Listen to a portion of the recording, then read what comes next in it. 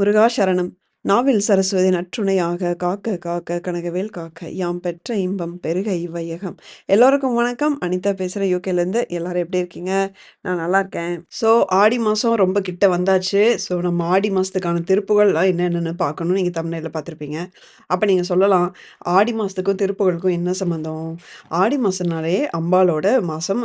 அது அம்பாளுக்கு மட்டும் கிடையாது, உங்களுக்கு தெரியும் முருகப்பெருமானுக்கும் அது விசேஷமான ஒரு மாதம் தான். முருகப்பெருமானை நம்ம கும்பிடும்போது அம்பாள், சிவன், விநாயகர் எல்லாருமே பார்த்தீங்கன்னா ஜஸ்ட் அந்த கூப்பிடுற தொலைவில் தான் இருப்பாங்க. இல்லைன்னா அவங்க ஆல்ரெடி உங்ககிட்ட உங்கள் வீட்டிலேயே இருப்பாங்க. நீங்கள் வந்து இதோ வாங்க அப்படின்னு சொல்லி ஒரு பாட்டு பாடி நீங்கள் கூப்பிட்டீங்கன்னா டக்குன்னு உங்ககிட்டயே வந்துடுவாங்க. அதுதான் உண்மை. இது வந்து சத்தியமான உண்மை. போன வருஷம் இந்நேரம் நான் வந்து அம்பாளையும் சிவபெருமானையும் வந்து உருகி உருகி நான் கும்பிடல. ஆனால் இந்த வருஷம் இந்நேரம் நான் கும்பிடுறேன். அதை கொண்டு வந்து சேர்த்தது முருகப்பெருமான். உங்களுக்கு தெரியும், முருகன் சிவன் வேற கிடையாது, சிவனும் சக்தியும் வேற கிடையாது. நான் ஒரு சின்ன விஷயம் சொல்றேன். நான் வந்து திடீர்னு சிவலிங்க வழிபாடு பிப்ரவரியில தான் ஆக்சுவலி நான் ஆரம்பிச்சேன். அப்புறமா தான் நான் வந்து எனக்கு ஆச்சரியமா இருந்தது. ஆல் ஆஃப் அ சடன் வந்து ஆரம்பிச்ச மாரி இருந்தது.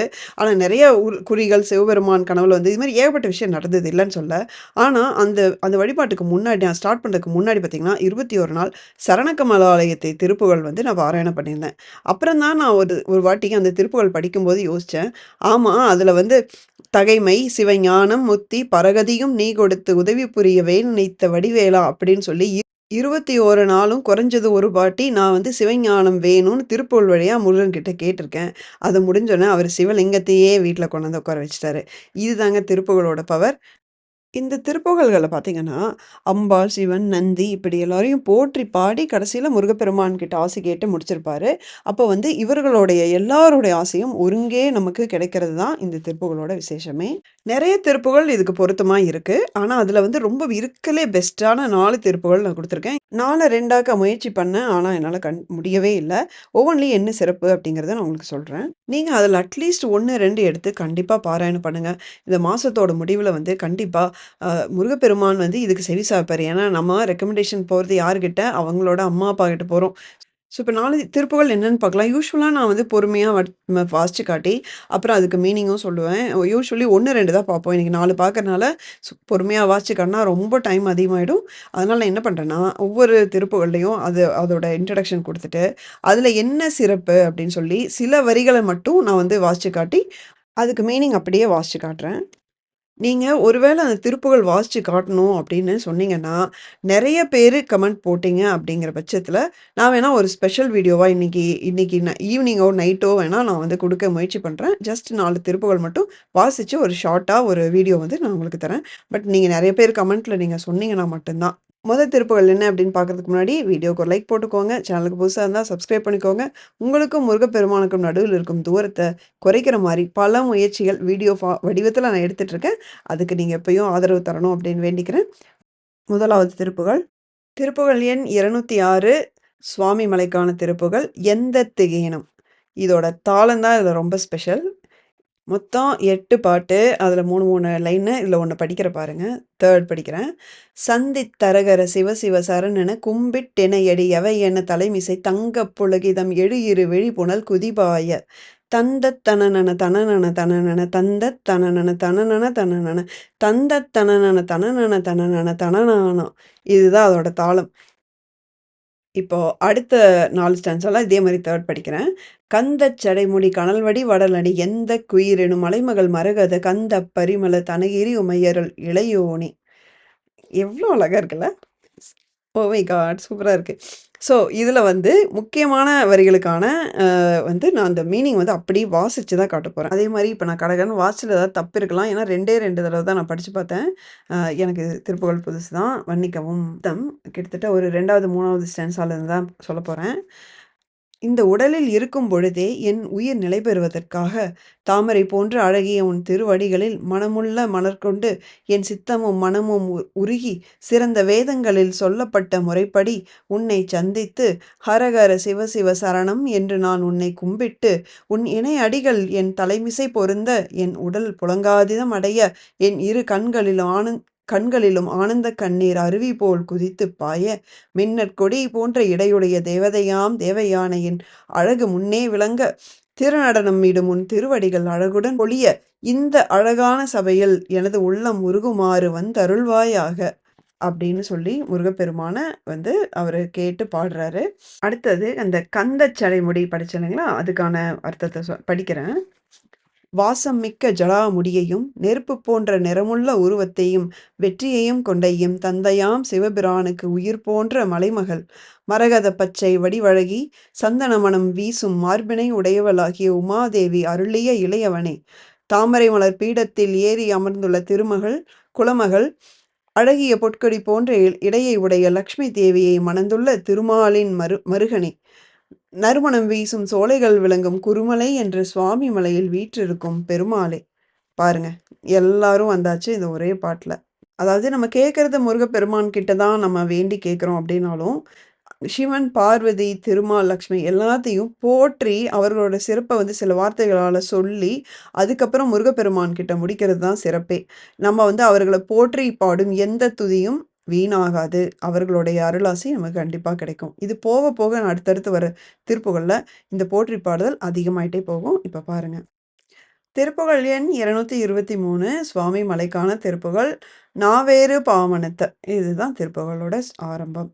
ஓகே. இது கொஞ்சம் ஈஸியாவும் இருக்கு, சின்னதா இருக்கு. அதனால வந்து அப்படியே நான் வேகமா படிச்சிடுறேன்.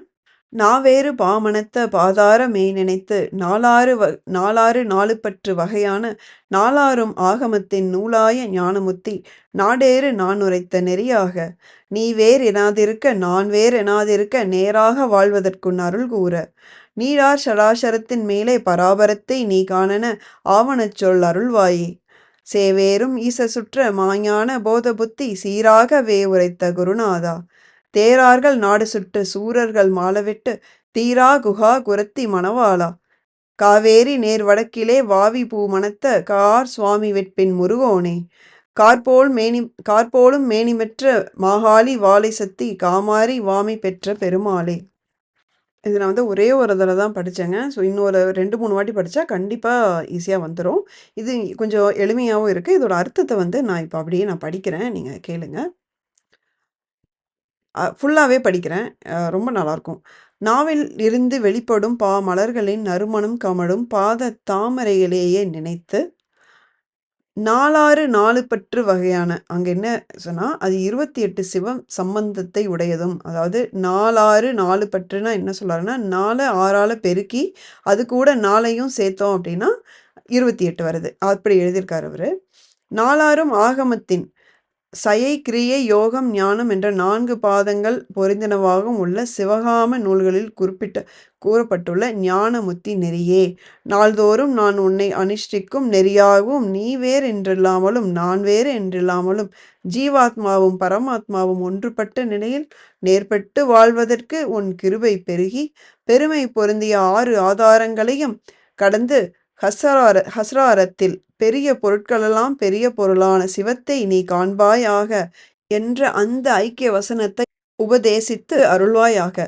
நந்தியின் மீது ஏறுகின்ற ஈசராம் சிவனார் உன்னை வலம் வர சிறந்த ஞான உபதேசத்தை செம்மையாகவே சொன்ன குருநாதனே, பகைவர்களாம் தேவர்களின் நாட்டை சுட்டழித்த அசுரர்கள் சாகும்படி வெட்டிய வீரனே, தீரனே, குகனே, குரத்தி வள்ளியின் மணவாளனே, காவேரி ஆற்றின் நேர் வடக்கில் தடாகங்களில் மலர் மணக்கும் சோலைகள் சூழ்ந்த சுவாமி மலையில் எழுந்தருளியுள்ள முருக கடவுளே, கருமேகத்து நிற மேனியுடைய மகாகாளி என்றும் இளையால் சக்தி காமனை எரித்தவரின் இடது பக்கம் உள்ள பார்வதி பெற்ற பெருமாளே.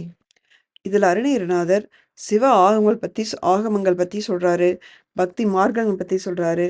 பெரும்பொருளுக்கெல்லாம் பெரும்பொருளான சிவத்தை நீ அடைவாயாக அப்படின்னு முருகப்பெருமான்கிட்ட நம்ம வேண்டுறோம். அதாவது முருகப்பெருமான் வந்து நமக்கு ஆசி கொடுக்கணும், நீ சிவத்தை அடைவாய் அப்படின்னு சொல்லி முருகப்பெருமான் நம்மளை ஆசி கொடுக்கணும் அப்படின்னு சொல்லி தான் இதில் வேண்டுறோம். அதே மாதிரி பார்வதி அம்மா பற்றியும் வந்து கடைசியாக 2-3 லைனில் நீங்கள் கேட்டிருப்பீங்க. ஸோ இது வந்து ஒரு சூப்பரான ஒரு திருப்புகழ். இந்த திருப்புகழ்லேருந்து பார்த்தீங்கன்னா சிவன் பார்வதி 2 பேர்த்தையும் போற்றி பாடி அவர்களுடைய அந்த சிவ ஞானமும் சரி பார்வதி அம்மாவுடைய அந்த கருணையும் வேண்டி நம்ம பாடுறோம். மிக மிக பவர்ஃபுல்லான ஒரு திருப்புகழ் இது. அடுத்தது திருப்புகழ் எண் 696 மயிலாப்பூருக்கான திருப்புகழ். நிறைத்தரும் அணி. இதுதான் வந்து திருப்புகழோட ஆரம்பம். இந்த திருப்புகழ் பார்க்கறதுக்கு வந்து கொஞ்சம் கஷ்டமா இருக்க மாரி இருக்கும். ஆனா நீங்க சீரியஸா சொல்றேன் 2, 3 தடவ நீங்க படிச்சீங்கன்னா, அவ்ளோ ஒரு இனிமையா இருக்கும். அந்த நம்ம பார்த்தோம் இல்லையா? அது மாரி தான். ஒரு 4ஏ 4 தடவ மட்டும் நீங்க வந்து படிங்க. கண்டிப்பா உங்களுக்கு அதுவே வந்துரும். ஆ இது வந்து இதோட அர்த்தத்த வந்து சில பாட்டு மட்டும் நான் உங்களுக்கு இப்ப என்னன்னு சொல்றேன். 2வது ஹாஃப்க்கு வந்து அந்த மீனிங் வந்து நான் அப்படியே படிக்கிறேன். அங்க தான் இருக்கு விசேஷம்.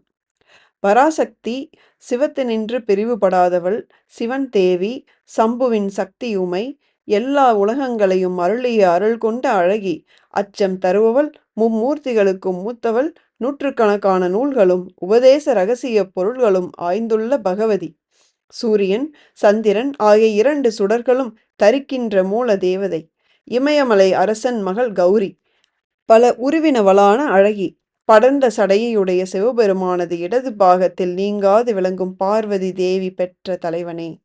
இப்போ உங்களுக்கு புரிஞ்சிருக்கும் இதுல என்ன விசேஷம்ன்ட்டு. 2 2 பேரா ஃபுல்லாவே ஸ்டான்ஸா ஃபுல்லாவே பார்வதி தேவியோட அந்த சிறப்புகள சொல்லி, அந்த பார்வதி தேவி பெற்ற தலைவனே அப்படின்னு சொல்லி எழுதியிருக்காரு. இந்த திருப்புகழ் உங்களுக்கு பிடிச்சிருந்தது அப்படின்னா, 4 தடவ படிங்க. சத்தியமா சொல்றேன் வந்துரும். சித்திரமும் கைப்பழக்கம், செந்தமிழும் நாப்பழக்கம். இப்போ கடைசி திருப்புகழ் பார்ப்போம். திருப்புகழ் எண் 916 வயலூருக்கான வாளின் முனை திருப்புகழ். இதுலயும் இப்போ முன்னாடி பார்த்த திருப்புகழ் மாரி தான். இதுவும் சூப்பரான தாளம். இருங்க சொல்றேன் நானு. அ இது அதுல மாரியே தான் வந்து ஃபர்ஸ்ட் ஹாஃப்ல அவர பத்தி ரொம்ப தாழ்வா சொல்லிட்டு, அதுலேருந்து எப்படி மீண்டு வரதுக்காக முருகப்பெருமான வேண்டுவாரு. செகண்ட் ஹாஃப்ல அம்பிகையை போற்றி பாடி முருகப்பெருமானோட முடிப்பாரு. இது தாளம் வந்து தான தன தன தந்தன தந்தன தான தன தன தந்தன தந்தன தான தன தன தந்தன தந்தன தனதான. ஃபர்ஸ்ட்டு 2 இது பேர மட்டும் படிக்கிறேன். ஏன்னா, அது ஃபுல்லாவே வந்து அம்பாள் பத்தி தான். காளி திரிபுரை யந்தரி சுந்தரி நீலி கௌரி பயங்கரி சங்கரி காரண்ய சிவை குண்டலி சண்டிகை திரிபுராரி காதல் மனைவி பரம்பரை அம்பிகை ஆதி மலைமகள் மங்களை பெண்களை காண நடன முகந்தவள் செந்திரு அயன்மாது. இதோட மீனிங் வந்து இப்ப அப்படியே நான் வாசிக்கிறேன். காளி மும்மூர்த்திகளுக்கும் மூத்தவள் பிரகாச வடிவை உடையவள் அழகி கரிய நிறத்தி கௌரி பயத்தை போக்குபவள் சங்கரி கருணை நிறைந்த சிவாம்பிகை சுத்த மாயையாகிய சக்தி துர்க்கை திரிபுரத்து பகைவர்களை எரித்த சிவனது ஆசை மனையாட்டி முழுமுதல் தேவியான அம்பிகை ஆதி இமவானின் மகள் என்றும் சுமங்கலியாக இருப்பவள் பொன்னிறம் படைத்தவள் சுடுகாட்டில் நடனமாட விருப்பம் கொண்டவள் செம்மையான லக்ஷ்மி பிரம்மன் தேவி சரஸ்வதி மன்மதன் மனைவியாகிய ரதி வசிட்டர் மனைவியாக அருந்ததி இந்திரன் தேவி இந்திராணி முதலான தேவதைகள் வணங்கும் முக்கண்ணி மேக நிறம் கொன்ற திருமாலின் தங்கை ஆகிய பார்வதி பெற்றருளிய இளையவனி. எப்படி இருக்கு பாருங்க. அம்பாள் பத்தி எப்படி அழகா வர்ணிச்சு, கடைசியில அவர் பெற்றருளிய இளையவனே அப்படின்னு சொல்லிட்டு முருகப்பெருமான்ல கொண்டாந்து முடிச்சுட்டாரு. ஸோ இதுவும் போன திருப்புகழும் இதுவும் வந்துட்டு எனக்கு ரொம்ப ஃபேவரைட். 4மே ரொம்ப பிடிக்கும். ஏன்னா அதில வந்து 2வது திருப்புகழ்லாம் வந்து பார்த்திங்கன்னா, அந்த சிவத்தையே வந்து நம்ம கேட்குற மாரி இருக்கும். எதையுமே வந்து இத எடுத்துக்கோங்க, இது வேண்டான்னு என்னால சொல்ல முடியல. முடிஞ்சா 4யுமே படிங்க. பெஸ்ட் அது.